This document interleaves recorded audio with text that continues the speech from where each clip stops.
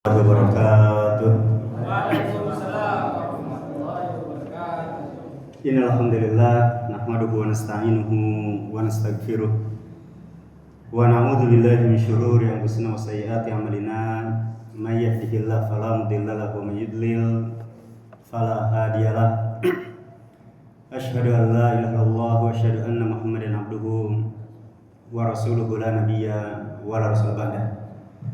Nusalli wa nusallim ala nabiyyina Muhammadin wa ala alihi wa sahbihi wa man tabi'ahum bi ihsanin ila yaumiddin, amma ba'd. Fa ma'asyiral muslimin hadirin,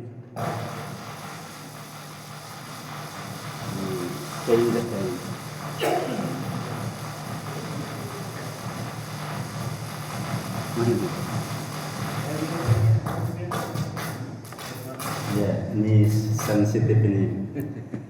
Kesan sedikit berubah.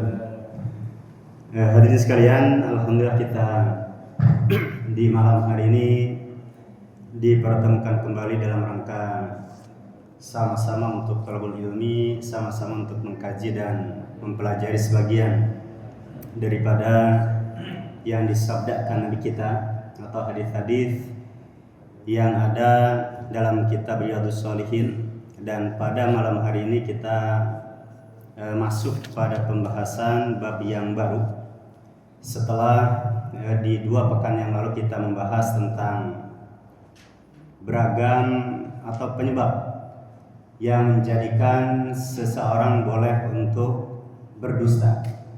Ya, jadi pada pertemuan yang lalu kita sudah membahas tentang hukum asal berdusta.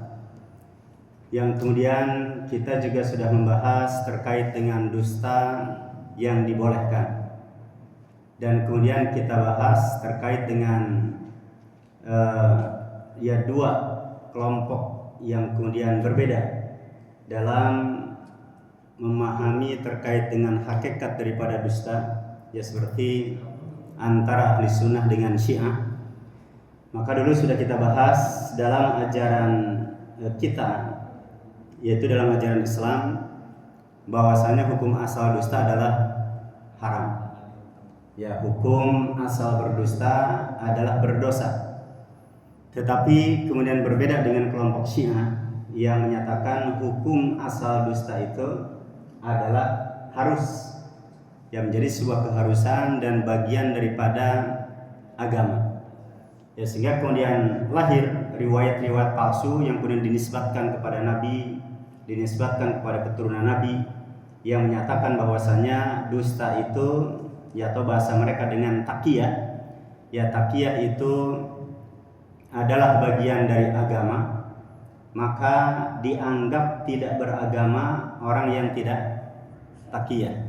Ya, jadi orang yang tidak dusta itu dianggap tidak beragama. Ya, sehingga dusta bagi mereka sebuah prinsip, dusta bagi mereka adalah sebuah keharusan, ya, berbeda dengan Islam yang tentunya memandang dusta itu hukum asalnya adalah haram, tetapi memang dalam kondisi tertentu, terlebih khusus sebagaimana pernyataan daripada Imam Nawawi, ya, termasuk dalam buku yang kita pegang, demikian juga dalam kitab beliau yang lain disebutkan dalam Riyadhus Shalihin ini, yaitu kitab At-Tadhkirah.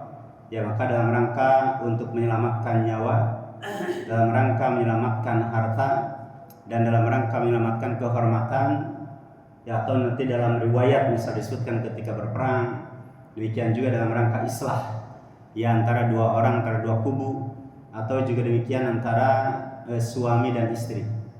Ya, istri dusta pada suami atau suami dusta pada istri, tetapi untuk munculkan ulfah atau mawaddah. Ya, dalam rangka munculkan sayang, cinta, kemudian agar istri atau suami bahagia, maka dalam kondisi seperti itu dibolehkan. Ya, termasuk juga pernah kita sampaikan terkait dengan 3 dusta yang dilakukan oleh Nabi Ibrahim.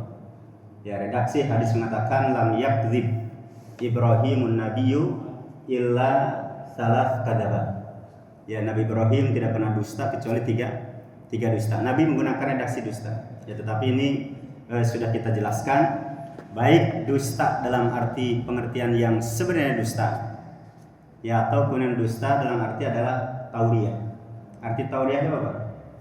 Tauriah itu permainan kata.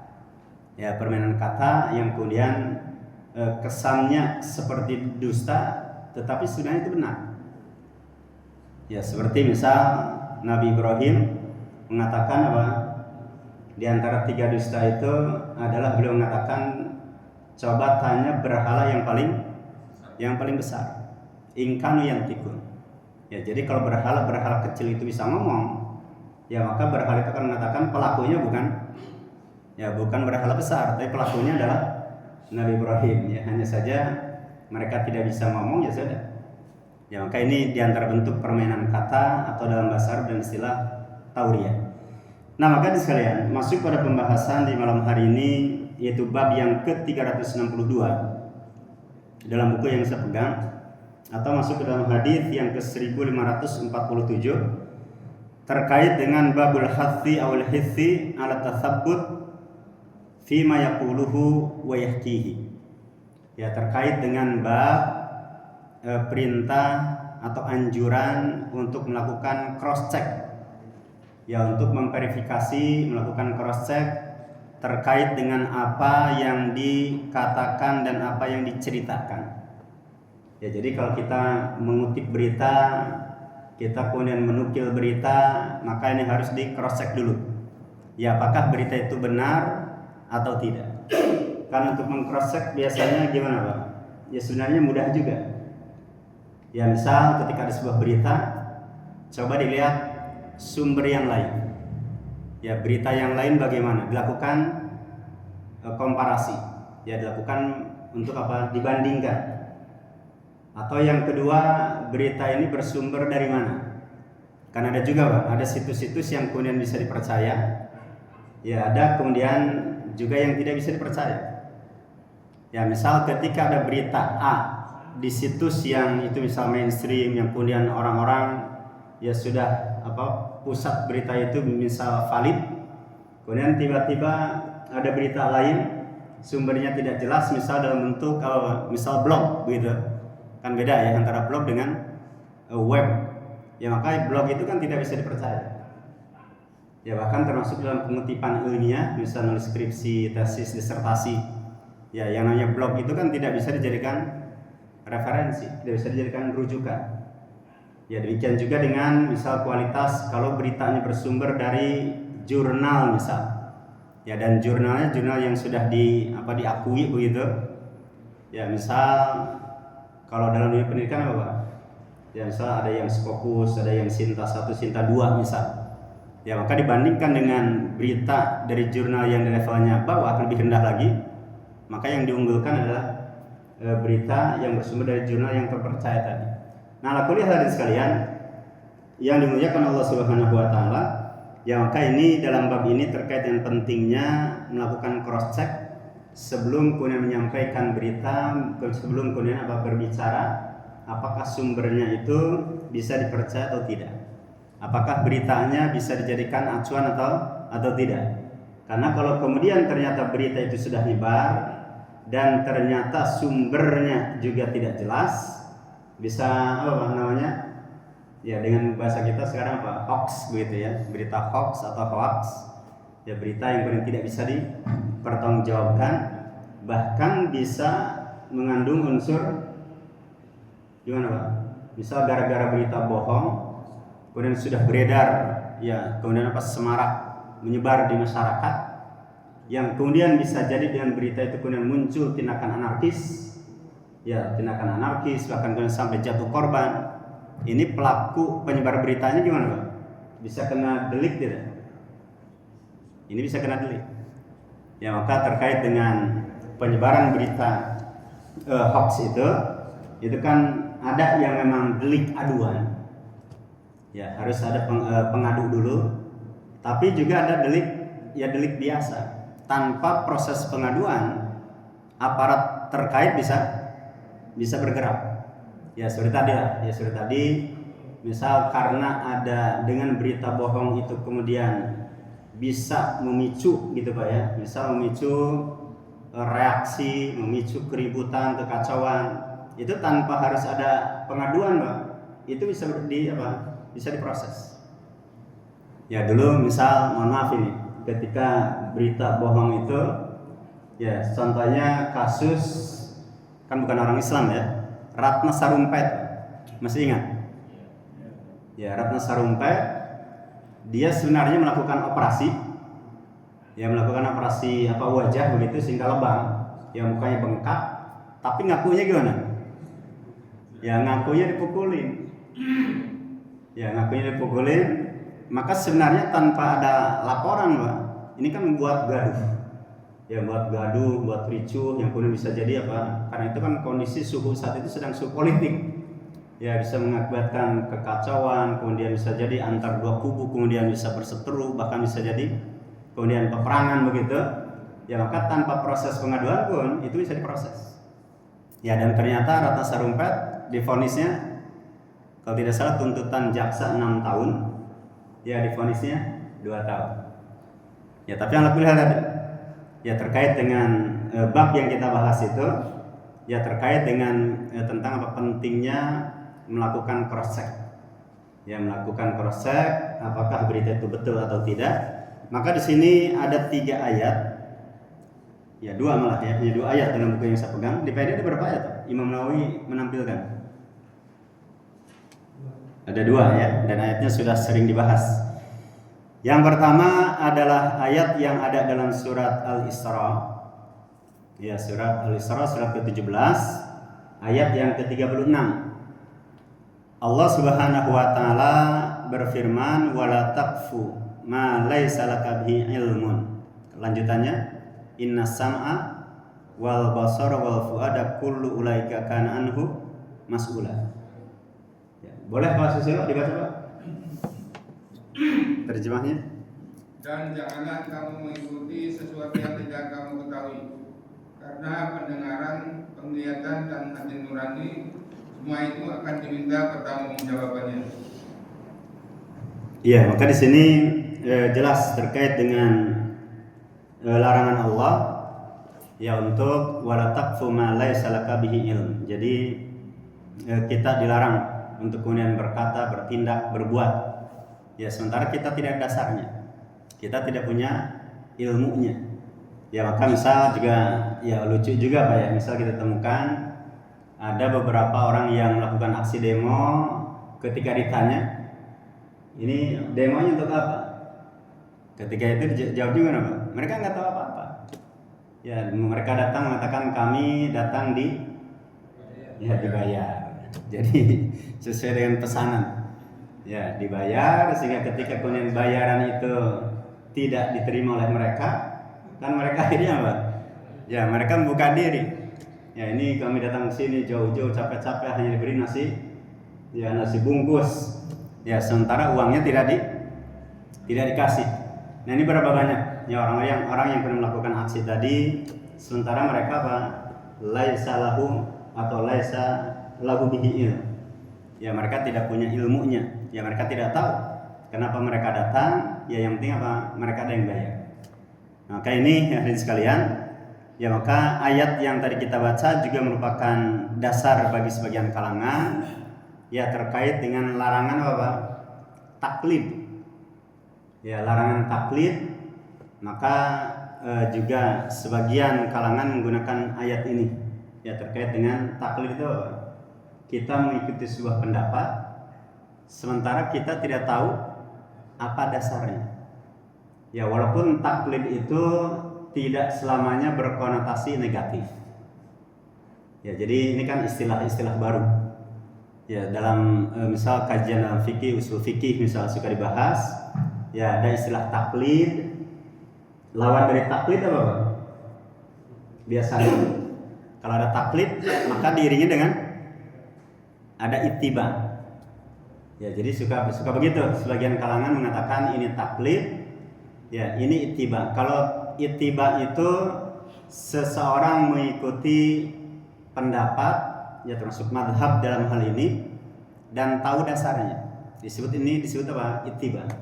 Itu yang dibolehkan. Dan yang lain pun mengatakan kalau tidak tahu dasarnya, maka itu tidak boleh. Dan ini adalah taklid. Secara umum begitu. Ya walaupun hadirin sekalian kata-kata taklid dalam Al-Quran yang bermakna negatif itu tidak akan pernah ditemukan. Ya, karena ittiba itu tidak semuanya berkonotasi atau bermakna positif. Ya, bahkan misal bagaimana mana tabi'u alaihi aba'ana. Itu kan ittiba, bukan taklid. Ya, mereka mengatakan apa? Orang-orang kafir, orang-orang itu apa? Mereka mengatakan kami dulu ya, atau kami ini hanya kalau disampaikan kepada mereka firman Allah, disampaikan ayat kepada mereka, maka mereka mengatakan kami hanya mau mengikuti nenek moyang kami. Ayat menggunakan kata-kata ittiba, tapi negatif artinya. Ya, jadi ada ittiba kepada nenek moyang, ya mentaati nenek moyangnya, demikian juga dengan mentaati para pemimpin yang sesat. Ya, demikian juga dengan mentaati, karena ada ya inna ata'na sadatan wa kubara'ana fa'adalluna, yang mengikuti para pembesar, para tokoh, tapi justru ya mereka menyesatkan. Nah, ala kulli hal sekalian yang dimakan Allah Subhanahu wa taala, kata taklid pun ya ada juga yang positif. Mungkin nanti silahkan dilihat ya dalam buku Syarhus Sunnah karya Imam Barbahari, itu 2 yang menggunakan kata taklid itu. Ya, termasuk beliau menyatakan at-taqlidu maja bihi ashabun Nabi sallallahu alaihi wasallam kama qala al-Imam Barbahari. Ya, jadi Imam Barbahari termasuk yang menyatakan dalam Syarhus Sunnah, taklid itu adalah mengikuti apa yang dilakukan oleh para sahabat. Ya, bahkan atau yang semana dengan itu. Ya, dulu pernah kita bahas di masjid ini di awal-awal dulu ya terkait dengan Syarhus Sunnah, walaupun belum tuntas. Ya, tetapi Imam Barbahari menggunakan kata-kata taklid itu sebagai ganti dari ittiba. Ya, jadi taklid itu kadang baik, kadang bermakna jelek. Ya, tetapi juga kemudian ittiba kadang bermakna baik, kadang bermakna jelek. Ya, ini mungkin nanti di antara jamaah ada yang punya buku yang saya tulis. Ya, di dalam kuliah pengantar sunnah itu saya bahas agak rinci terkait dengan permasalahan tersebut. Baik, kemudian hadirin sekalian, yang kedua adalah ayat yang ada dalam surat Qaf ayat 18. A'udzu billahi minasyaitonir rajim. Ma yalfidhu min qaulin illa ladaihi raqibun atid. Ya, jadi tidaklah satu perkataan yang diucapkan oleh seorang hamba melainkan di sisinya ada raqibun atid. Ya, di sini mungkin di sebagian masyarakat, di sebagian terjemah, di sebagian buku ya disebutkan raqib atid itu nama malaikat. Ya, maka para ulama menyatakan Allah alam, yang benar raqib atid itu bukan nama malaikat tetapi sifat yang dimiliki oleh malaikat. Ya, jadi malaikat itu ada malaikat pencatat. Maka ada malaikat yang mencatat di sebelah kanan kita, ada malaikat yang mencatat di sebelah kiri kita. Maka kedua malaikat itu, baik yang di kanan maupun yang di kiri, disifati dengan 2 sifat ini. Raqib, senantiasa apa? Ngawasin. Ya, maka Imam Qurtubi mengatakan raqib itu sifat malaikat yang mencatat, yang mana sifatnya adalah apa? Dia suka ngikuti kita, suka ngawasi kita, suka memantau kita, suka mencatat. Itu arti raqib. Adapun atid adalah sifat malaikat yang juga sama, baik yang di kiri maupun yang di kanan. Ya, atid itu adalah apa? La yagibu abadan. Yaitu sifat malaikat yang tidak pernah alfa. Ya, jadi kemanapun kita berada tetap dicatat. Ya, apakah kemudian di kamar mandi, di toilet, apakah ketika kemudian berhubungan ya laki dan perempuan kemudian telanjang, apakah malaikat tidak mencatat? Sebenarnya mencatat. Ya, hanya masalahnya itu teknis. Ya, para ulama menyatakan memang betul malaikat tidak akan masuk ke kamar ya di mana suami istri kemudian telanjang. Kemudian apakah kemudian ketika orang itu berzina, ya yang bukan suami istri kemudian berzina, kemudian malaikat tidak masuk? Maka para ulama menyatakan itu teknis. Ya, malaikat dengan kemampuan dan dengan kekuasaan yang Allah berikan kepada malaikat itu, meskipun tanpa masuk tapi dia bisa mencatat. Ya, dia bisa mengetahui apa yang dilakukan orang-orang itu, baik di kamar mandi, baik kemudian di kamar ruangannya suami istri. Ya, maka dengan kekuatan, kemampuan kekuasaan yang Allah berikan kepada malaikat itu, tetap malaikat bisa mengetahuinya. Ya, maka ini hadirin sekalian yang dimuliakan Allah Subhanahu wa taala, maka kata-kata yang ada dalam ayat ini tidaklah satu lafaz yang diucapkan kecuali ya di samping kiri kanan hamba itu ada malaikat yang memiliki dua sifat. Jadi bukan nama malaikat ya. Kan ada misal kita suka disebutkan 10 nama malaikat. Ya, di antara 10 itu ada Raqib, malaikat yang sebelah kanan, nyatatnya khusus yang baik-baik, kemudian Atid. Ya, yang di sebelah kiri nyatatnya yang buruk-buruk. Itu yang populer. Ya, termasuk di antara 10 nama malaikat itu kan juga ada yang dikritisi yang lainnya, termasuk nama malaikat pencabut nyawa, misal. Ya, namanya siapa, Pak? Ya, Israel. Ya, maka ada nasid ya, bila Israel. Lanjutannya gimana, Pak? Bila Israel datang memanggil. Fajin apa kayaknya? Fajin dulu. Termasuk ini, munsyid ya. Ya, jadi wallahu a'lam. Ya, maka para ulama menyatakan tidak ada satupun dalil, tidak ada satupun dasar yang kuat dalam hadis Rasul yang menyatakan malaikat pencatat itu namanya adalah Raqib dan Atid. Ya, maka ini terkait dengan ayat. Ya, yang last pendapat yang kuat Allah alam, maka setiap kita diutus ya kepada kita malaikat untuk mencatat seluruh apa yang kita lakukan, yang kita ucapkan, ya termasuk yang kita lihat, yang kita dengar, semuanya tercatat.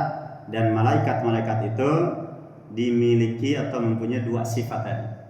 Ya, kalau dalam surat Al-Infitar kan disebutkan Pak ya, wa inna alaikum lahafidhin. Kemudian kiraman katibin itu. Ya, setiap kalian kata Allah, setiap bagi kalian itulah hafidhin. Semuanya ada pengawasnya. Ya, ada pengawasnya. Dan tugas malaikat-malaikat yang mengawasi tadi apa? Kiraman katibin. Malaikat yang mulia dan suka mencatat. Nah, maka malaikat yang hafidhin tadi, yang mulia tadi, yang kemudian mencatat tadi, di antara sifatnya itu ada dalam surat Qaf ini. Ya, yaitu apa? Raqibun Atid. Ya, atau ayat sebelumnya Pak, boleh Pak Edi atau Pak Susilo atau mungkin Pak Bogor, ayat sebelumnya boleh dibaca, yang sebelumnya yalfidhu min qaulin illa ladaihi raqibun atid. Ya, berarti surat Qaf ayat yang ke-17-nya dulu Pak. Itu ada kaitan. Ingatlah ketika dua malaikat mencatat perbuatannya, yang satu duduk di sebelah kanan dan yang lain di sebelah kiri. Nah, itu yang sebelumnya. Ayat ini baru penggalan awalnya bunyinya.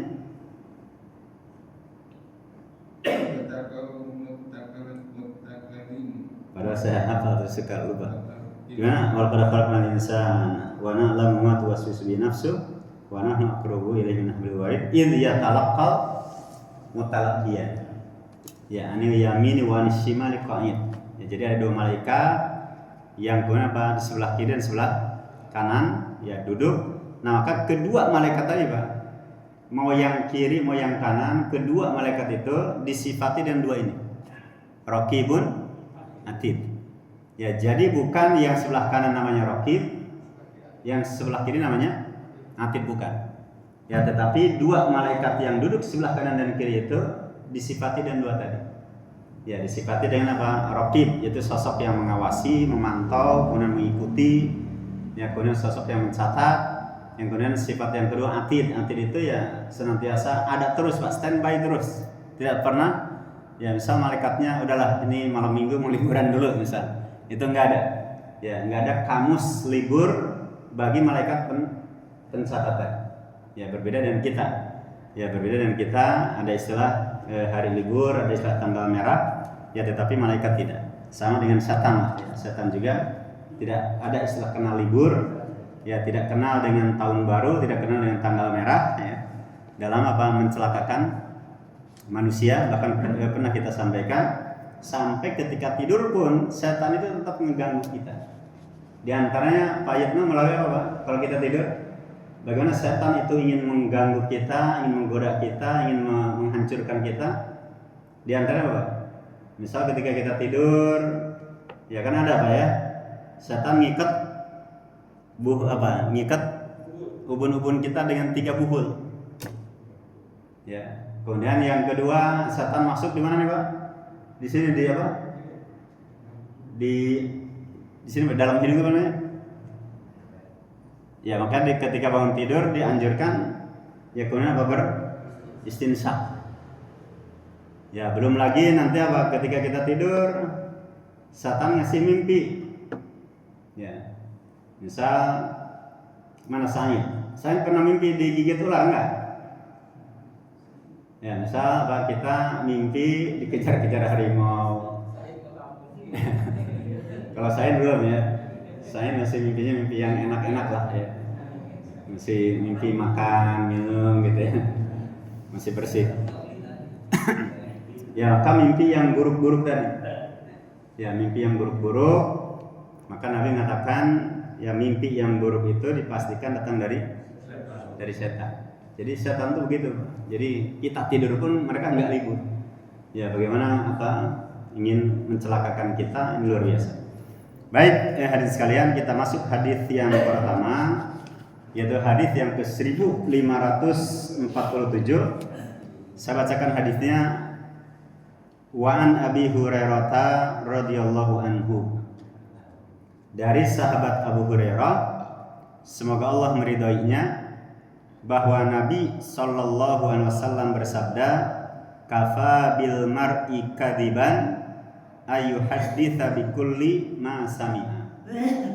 Ya, Nabi mengatakan cukuplah orang itu dikatakan bohong, cukuplah orang itu dikatakan dusta kalau dia menceritakan seluruh apa yang dia dengar.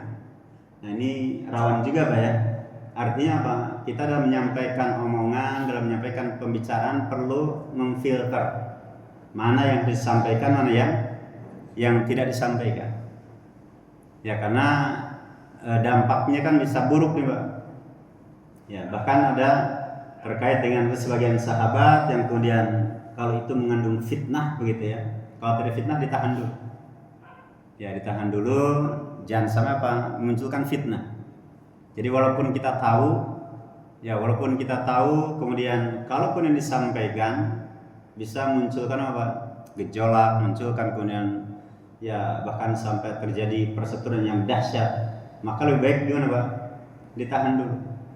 Ya, sehingga kemudian Nabi dalam hadis yang sudah familiar, Nabi nyatakan kul khairan aw liyasmut. Ya, Nabi mengatakan berkatalah berkata yang baik. Kalau enggak, sudah tahan dulu. Ya, diam dulu.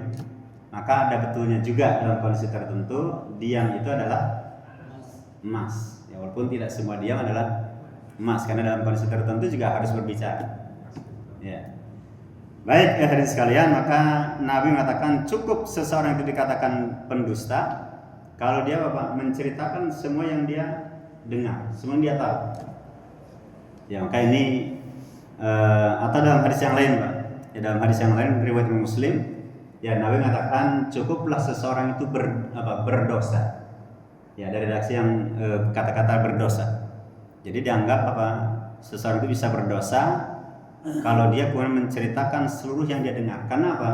Semakin banyak orang itu bicara, kesalahannya semakin banyak. Ya, semakin banyak. Ya, kan termasuk saya yang lain penceramah itu kan bisa keceletot, saya keceletot, bahkan salah ngutip dalil, ya salah menyebutkan referensi, itu sangat mungkin. Ya, sangat mungkin. Nah, maka ketika seseorang kemudian tahu, seseorang pernah mendengar, maka yang didengarnya itu tidak mesti tidak mesti harus disampaikan. Ya, termasuk berita-berita buruk misal. Ya, kita tahu misal ada berita buruk ya tentang kelompok tertentu, kemudian orang tertentu, tapi kalau kemudian semua itu kemudian disampaikan, justru kemudian akan melahirkan madarat, maka lebih baik ditahan dulu. Ya, tidak usah semuanya disampaikan. Baik, kemudian yang kedua hadis sekalian adalah hadis yang bersumber dari Samurah. Ya, bersumber dari Samurah radhiyallahu anhu bahwa Rasulullah sallallahu alaihi wasallam bersabda, "Man haddatsa anni bi haditsin yara annahu kadzib fahuwa ahadul kadzibaini." Ya, jadi ada yang baca ahadul kadzibaini, tapi yang lain ada yang baca ahadul kadzibin. Dari sisi arti ada beda sedikit. Ya, Nabi menyatakan barang siapa yang menceritakan dari aku dengan hadis, ya, atau barang siapa menyampaikan hadis yang kemudian mengklaim itu datang dari aku, sementara dia tahu, ya, kalau hadis itu adalah hadis bohong. Jadi hadisnya bukan dari Nabi. Ketika orang itu tahu kalau ini bukan hadis Nabi, tapi dia tetap menyampaikan hadis itu, maka Nabi mengatakan bahwa dia termasuk salah satu di antara dua pendusta, atau dia termasuk salah satu di antara para pendusta. Ya, maka ini terkait dengan larangan, ya, larangan kemudian menyampaikan hadis palsu kalau tidak dijelaskan kepalsuannya. Ya, tapi kalau untuk diterangkan boleh. Ya, tapi kalau misal gini Pak, misal ada hadis, ya, hadis terkait dengan hadis palsu, contohnya apa Pak? Ya, misal ada hadis terkait dengan tadi yang kita sebutkan, ya, misal orang Syiah menyebutkan hadis at-taqiyatu minad-din, ya, dusta itu bagian dari agama. Yang kemudian waladina liman la taqiyata lahu, dan tidak dipandang beragama orang yang tidak pernah bohong. Nah, ini kan Bapak dan Ibu sekalian, orang Syiah membuat hadis ini Pak. Hadis ini hadisnya palsu menurut kita ahli sunnah, menurut Islam. Ini bukan hadis Nabi. Nabi tidak pernah mengatakan dusta itu bagian dari agama. Ketika kemudian orang-orang mengutip dalil tadi Pak, kemudian mengatakan kita ini wajib bohong. Ya, dasarnya adalah sabda Nabi yang menyatakan bahwasanya apa? Bohong itu bagian dari agama. Nah, maka ketika kita tahu, ya, kita tahu dusta itu haram, tapi justru kemudian kita gunakan hadis itu untuk membenarkan dusta, dan kita tahu itu bukan sabda Nabi, ya, maka apa? Kita di label, divonis termasuk salah satu apa?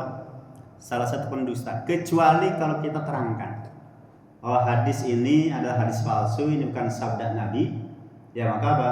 Tidak boleh menggunakan hadis ini karena ini adalah hadis palsu. Ya, termasuk nanti juga terkait dengan yang agak lebih ringan lagi. Ya, setelah hadis palsu ada hadis apa Pak? Ya, misal ada hadis di bawahnya, misal hadis mungkar lah, ya. Karena hadis palsu nanti ada hadis makruh, nanti baru berikutnya hadis mungkar. Ya, contoh hadis mungkar itu yang sudah familiar Pak. Ya, yang sudah familiar kalau bulan Ramadan, yaitu hadis gimana Pak? Misal, ya, Ramadan dibagi 3 bagian. Ya, yang pertama rahmat, yang kedua berkah. Berkah apa rahmat itu Pak? Ini karena kita nggak pernah meyakini itu hadis gitu kan Pak, ya. Jadi yang betul, yang dalam riwayat itu gimana? Berkah apa rahmat dulu? Rahmat baru 10 kedua. Oh ya, jadi rahmat, magfirah baru pembebasan dari api neraka. Ini kan hadis ini hadis mungkar. Hadis mungkar itu adalah hadis lemah yang menyelisih hadis yang sahih. Ya, hadis sahihnya adalah Nabi mengatakan barang siapa yang puasa sehari di jalan Allah, dari riwayat Bukhari, ya, maka Allah jauhkan antara dia dengan api neraka selama 70 tahun, ya, 70 musim. Ya, maka di situ jelas pembebasan dari api neraka itu tidak butuh 10 akhir nanti.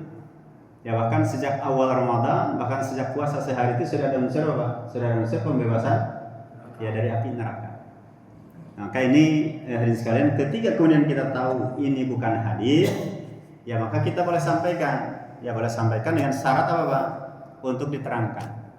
Ya, kalau ini adalah bukan hadis, ini bukan sabda Nabi, tetapi ini merupakan perkataan, ya, yang dinisbatkan kepada Rasul.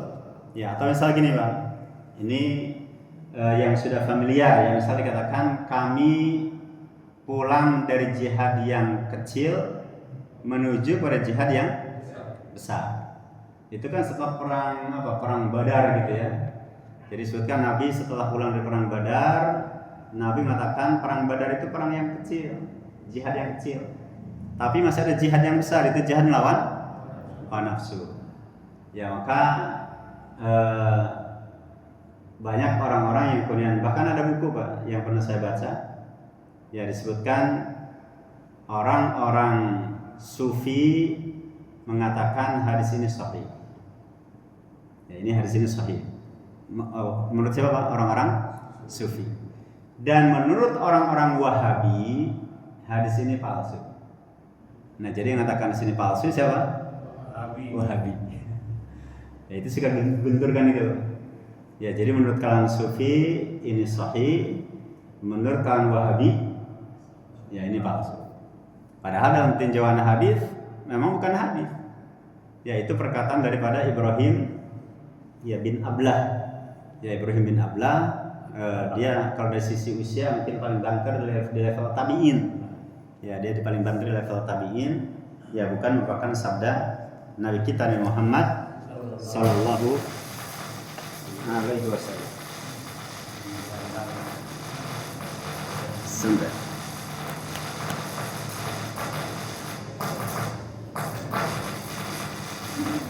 Gimana ini Pak?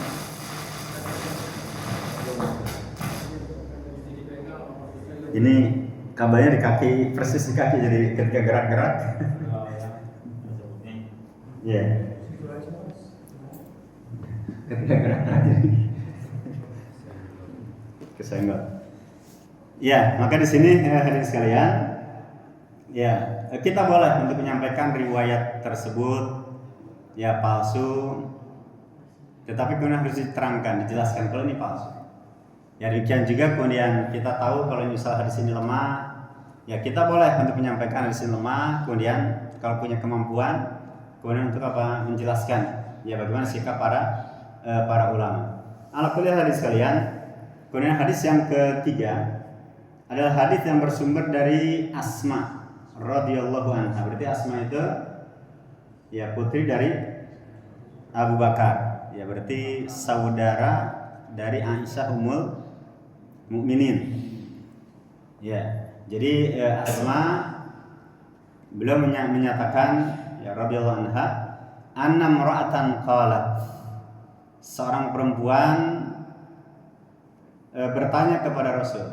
Jadi salah seorang istri bertanya, "Ya Rasulullah, innali darratan. Fahal alayya junah in tashabba'tu min zawji ghairu alladhi yu'tini." Ya jadi intinya si istri ini mengatakan, seorang istri ini mengatakan, "Ya Rasulullah, saya ini punya madu. Madunya madu asli, madu murni Pak." Ya jadi si wanita ini ya sahabiah ini punya madu. Madu ini maksudnya ya bisa beliau istri pertama, beliau punya suaminya punya istri kedua. Ya. Nah, yang kemudian apakah boleh saya nyampaikan ke madu saya itu diberi sesuatu oleh suami saya padahal saya nggak diberi. Jadi untuk apa Pak? Ya bahasa kita untuk manas-manasin. Ya, untuk manas-manasin. Misal ketika istri yang pertama punya cincin, padahal cincin itu punya dia pribadi. Ya punya dia sendiri, atau misal dikasih ibunya, dikasih orang tuanya. Tapi ngomong ke madunya gimana Pak? Ya cincin ini yang beli adalah ya abang, yang beli adalah mas gitu ya. Yang beli adalah apa? Suami kita. Nah kira-kira nih Pak, si istri yang kedua tadi ketika mendengar kok istri yang ini dikasih oleh suami, ternyata saya nggak dikasih, nanti gimana Pak? Nah ini kan tadi jadi muncul gejolak, cemburu dan seterusnya. Ya jadi si istri yang pertama tadi seolah-olah ingin menyampaikan apa? Saya itu oleh suami kamu, ya itu lebih dia Pak, lebih diprioritaskan, lebih diunggulkan, lebih disayang, lebih dicintai seperti itu. Nah maka ketika kemudian si wanita tadi bertanya kepada Rasul, ini sudah ada belum Pak? Belum ya. Ketika bertanya kepada Rasul, apakah boleh ya saya melakukan hal itu? Ya, ini kan bahasa ininya kayak untuk manas-manasin ya madunya. Ya, untuk manas-manasin istri yang lainnya. Yang kemudian faqala an-nabiyyu al-mutasyabbi'u bima lam yu'ta kalabisi thawbai zur. Ya, jadi orang yang orang yang ngaku kenyang padahal dia belum diberi, ya sebenarnya dia lapar Pak. Dia lapar tapi ngaku kenyang. Ya, maka dia bagaikan orang yang menggunakan atau yang memakai pakaian zur. Zur itu ya dusta, bisa arti dusta, bisa arti dosa. Ya, atau bisa zur juga memberikan kesaksian palsu. Ya, intinya adalah termasuk bagian daripada bahkan bisa jadi dosa besar. Ya, termasuk salah satu dosa besar itu seorang istri ngaku-ngaku diberi sesuatu oleh suaminya untuk manasin istri yang lain. Ya, ini termasuk yang tidak dibenarkan. Oleh sebab itu hadirin sekalian, Ibnu Taimiyah termasuk yang menyebutkan ada riwayat ya dengan menampilkan riwayat dari Imam Tabrani.